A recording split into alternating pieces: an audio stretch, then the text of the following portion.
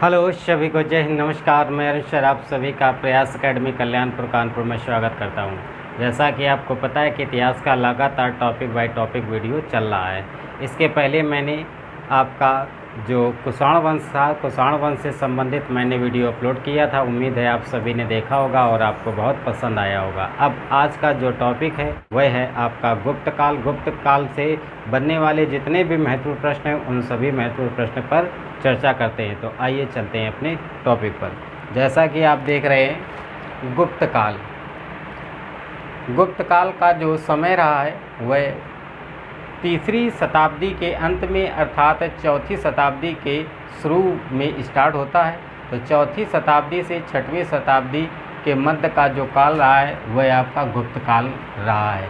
अगर ईस्वी में बताया जाए तो 319 से लेकर के 550 ईस्वी तक के काल को गुप्त काल के नाम से जाना जाता है। अब इसके संस्थापक देखते हैं तो गुप्त काल के जो संस्थापक हैं वह है श्री गुप्त।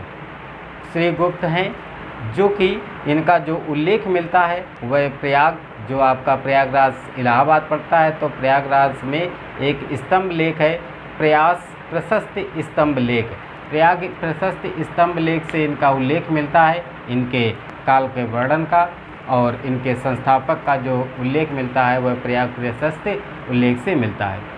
अब गुप्त काल से संबंधित जो जानकारी है, यह जानकारी किन साक्ष्यों के आधार पर प्राप्त होती है, तो उन साक्ष्यों पे चलते हैं, क्योंकि यहाँ से भी कई प्रश्न पूछ लिए जाते हैं। तो स्रोतों के अंतर्गत आप जानते हैं जैसे साहित्य स्रोत या लेखन स्रोत या मुद्रा स्रोत या विदेशियों का यात्रा से संबंधित, ये सभी स्रोत होते हैं।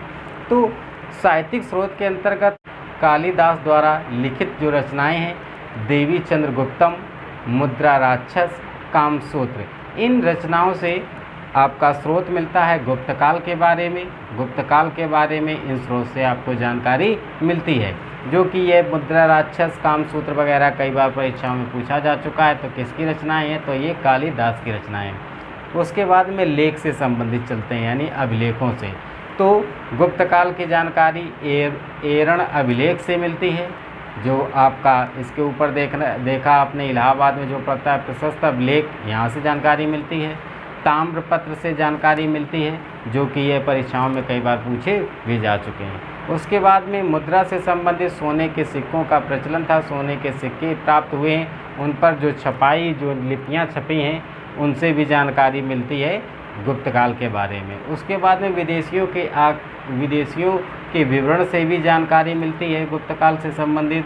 विदेशियों के विवरण में आपका जैसे फाहियान और ह्वेनसांग, इनके यात्रा के आधार पर इन्होंने जो रचनाएं की हैं, जो भाषा लिखित पुस्तकें जो रचित की हैं, तो उन पुस्तकों से भी जानकारी मिलती है गुप्त काल से संबंधित। उसके बाद में ये गुप्त काल का जो आपके मुख्य शासक रहे वह घटोत्कच थे, क्योंकि सबसे पहले श्रीगुप्त थे। श्रीगुप्त जिनको संस्थापक भी माना जाता है, लेकिन कई इतिहासकारों का गुप्त काल से संबंधित कई मतभेद भी मिलते हैं, लेकिन मुख्य रूप से जो हैं उनके बारे में मैंने चर्चा की है। तो घटोत्कच थे जो प्रमुख शासक हुए।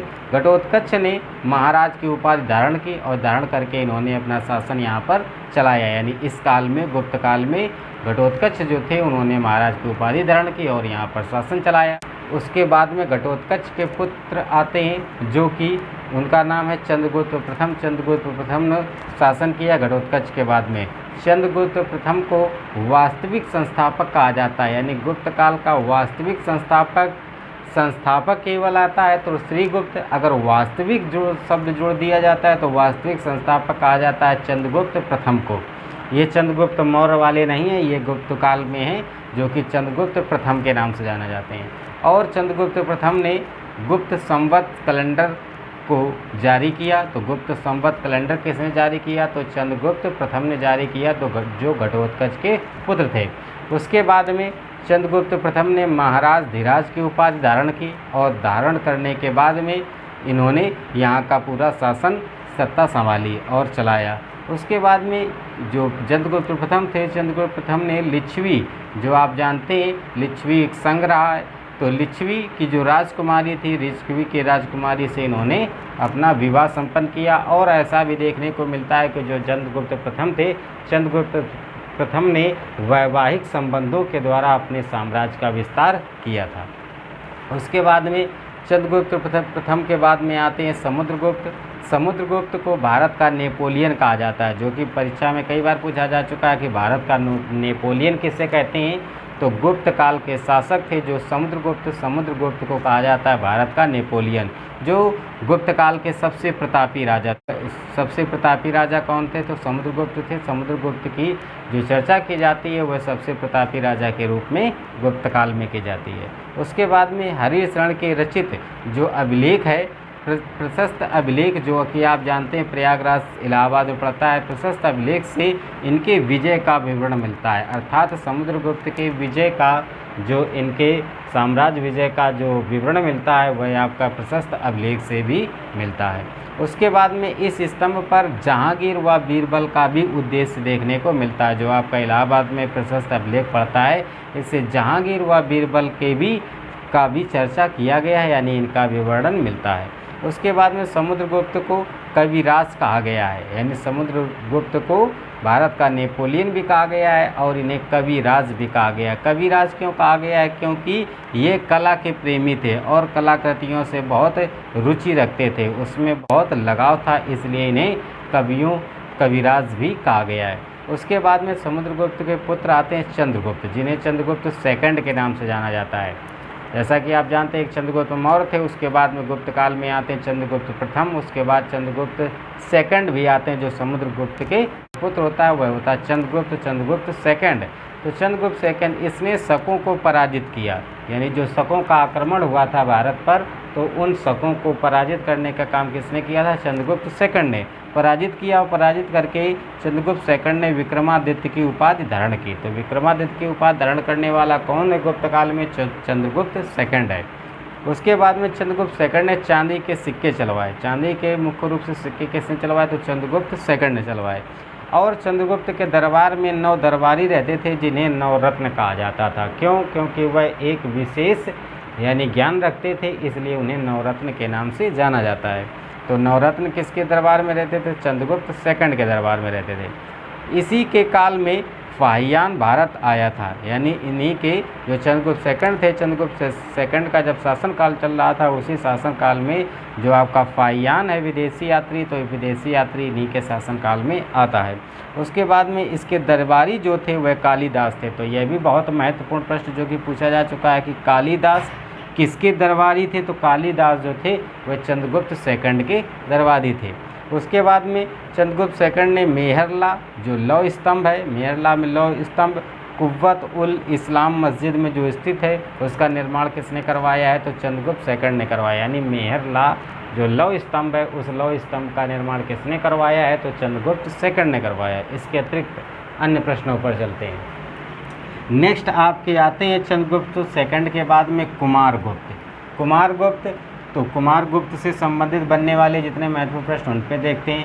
तो कुमारगुप्त के शासनकाल में नालंदा विश्वविद्यालय का निर्माण काल कहा जाता है। अर्थात जो नालंदा विश्वविद्यालय है, जो आप जानते हैं, यह बौद्ध धर्म का महत्वपूर्ण विश्वविद्यालय, क्योंकि बौद्ध धर्म के आधार पर इसका निर्माण हुआ था। और ये जो गुप्त काल चल रहा है, गुप्त काल में मुख्य रूप से आपका वैष्णव धर्म यहाँ पे प्रभावी रहा है। उसके यहाँ पे मुख्य रूप से 3 धर्म देखने को मिलेंगे। सबसे ज़्यादा प्रभावित था गुप्त काल में तो आपका वैष्णव धर्म था, उसके बाद में बौद्ध धर्म था, उसके बाद में आपका जैन धर्म था। ये धर्म मुख्य रूप से यहाँ पर प्रभावी थे। तो नालंदा विश्वविद्यालय का निर्माण किसके शासनकाल में हुआ? तो आपका गुप्त काल में हुआ। गुप्त काल के जो कुमारगुप्त थे, इनके शासनकाल में नालंदा विश्वविद्यालय का निर्माण हुआ था। उसके बाद में हुर्णों का जो पहला आक्रमण हुआ वह भी कुमारगुप्त के शासनकाल में हुआ। यानी कुमारगुप्त के शासनकाल में हुर्णों का पहला आक्रमण हुआ। जो हुर्ण लोग थे ये विदेशी थे, ये लोग भारत आते थे और ये लूटपाट के उद्देश्य से आते थे, लूटपाट ही मचाने का काम करते थे। यानी बहुत तेज़ी से ये लूटपाट मारपीट करते थे, जो मध्य एशिया के जनजाति लोग थे।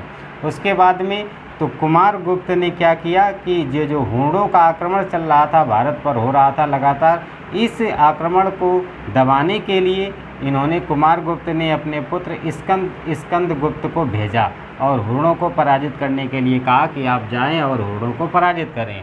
उसके बाद में स्कंदगुप्त जो आपका कुमारगुप्त का पुत्र था, तो स्कंदगुप्त होड़ों को पराजित किया और पराजित करने के बाद में फिर यह भी शासन सत्ता संभालता है। संभालने के बाद में इसने क्या किया, तो स्कंदगुप्त ने सुदर्शन झील जो आप जानते हैं राजस्थान में पड़ती है, सुदर्शन झील का जो निर्माण करवाया वह स्कंदगुप्त ने करवाया। उसके बाद में जो गुप्त काल के जो अंतिम शासक रहे वह अंतिम शासक थे विष्णुगुप्त, जो कि यह भी पूछा जा चुका है कि जो आपके गुप्त काल के अंतिम शासक थे वह कौन थे, तो वह थे विष्णुगुप्त, जो 550 ईस्वी तक रहे।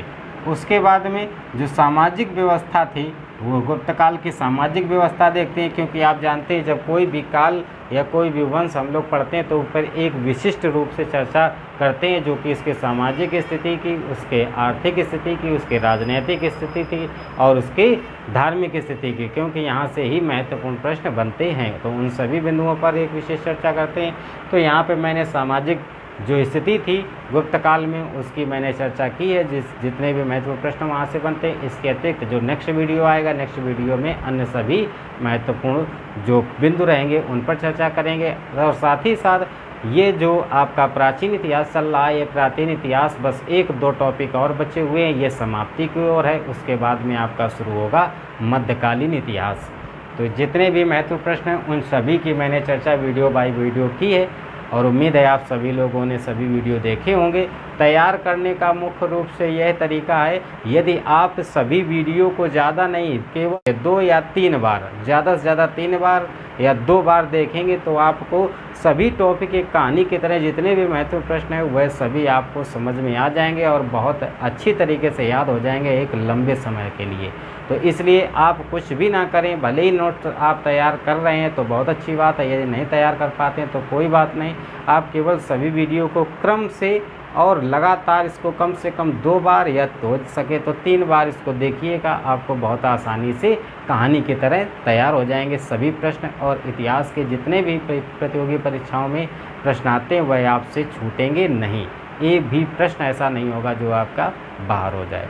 तो इन सभी को आप अवश्य देख लें। देखने के लिए आप प्लेलिस्ट में जाएं, प्लेलिस्ट में जाकर आपका प्राचीन इतिहास से संबंधित एक प्लेलिस्ट बनी हुई है, उस प्लेलिस्ट में एंट्री करेंगे तो उसमें आपको 22-25 जो भी वीडियो होंगे 20-22 वह 20-22 वीडियो आप पूरे देख लीजिएगा, अच्छे से आपको तैयार हो जाएंगे। तो नेक्स्ट चलते हैं सामाजिक व्यवस्था देखते हैं गुप्त काल की। गुप्त काल की सामाजिक व्यवस्था में वर्ण व्यवस्था बहुत जटिल हो चुकी थी।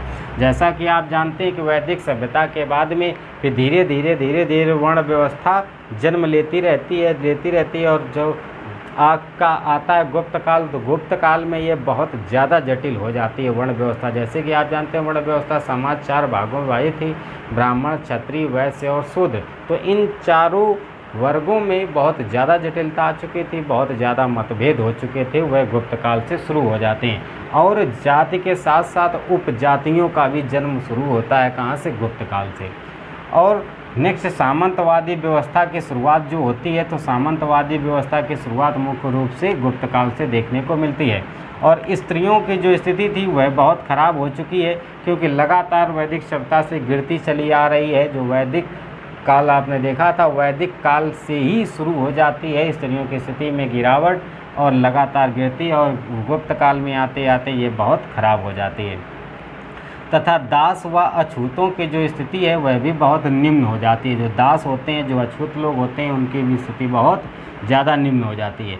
उसके बाद में जैसा कि मैंने अभी बताया, उपजातियों का जन्म हो गया, यानी गुप्त काल से ही उपजातियाँ देखने को मिल जाती हैं। उसके बाद में राजा अपने अधिकारों को दैवीय अधिकार मानने लगते हैं, यानी कहते हैं कि हमें देवताओं ने बना करके यहाँ राजा के रूप में बिठाया है और हम स्वयं एक देवता के समकक्ष हैं, हमारे आधार पर ही सब कुछ चलना चाहिए। यानी वह अपने आप को दैवीय अधिकार मानते हैं, अपने अधिकारों को। तो राजा अपने अधिकारों को दैवीय अधिकार मानता है और पूर्ण रूप से उसका जैसा भी उपयोग करता है वो शासन के आधार पर। उसके बाद में आपका प्रथम बार सती होने का प्रमाण, यानी सती प्रथा, क्योंकि जो आप जानते हैं सती प्रथा चल रही थी, सती प्रथा, बाल प्रथा, विधवा विवाह, तो ये सभी जो विधवा प्रथा ये सभी चल रही थी। तो मुख्य रूप से जो सती प्रथा है, तो प्रथम बार सती प्रथा का जो प्रमाण है वह आपका गुप्त काल से ही देखने को मिलता है। किस अभिलेख से मिलता है? तो भानुगुप्त एरण अभिलेख जो है, भानुगुप्त एरण अभिलेख से सर्वप्रथम सती होने का उल्लेख मिलता है। और ऐसा देखा गया है, लिखा गया है कि जो गोपीराज सेनापति थे, सेनापति के मृत शरीर पर उनके पत्नी का जो सती होने का जो उल्लेख है वह देखने को मिलता है आपका भानुगुप्त एरण अभिलेख से, आपको वहाँ पर देखने को मिलता है। तो सती प्रथा का मुख्य रूप से सबसे पहला उल्लेख कहाँ मिलता है, तो एरण अभिलेख से मिलता है, जो आपका भानुगुप्त एरण अभिलेख है। तो इस प्रकार से आपने देखे जितने महत्वपूर्ण प्रश्न हैं उन सभी की मैंने चर्चा की है। और नेक्स्ट वीडियो में आगे का रहेगा, तो आप सभी लोग लगातार चैनल से जुड़े रहें। सभी को जय हिंद, नमस्कार।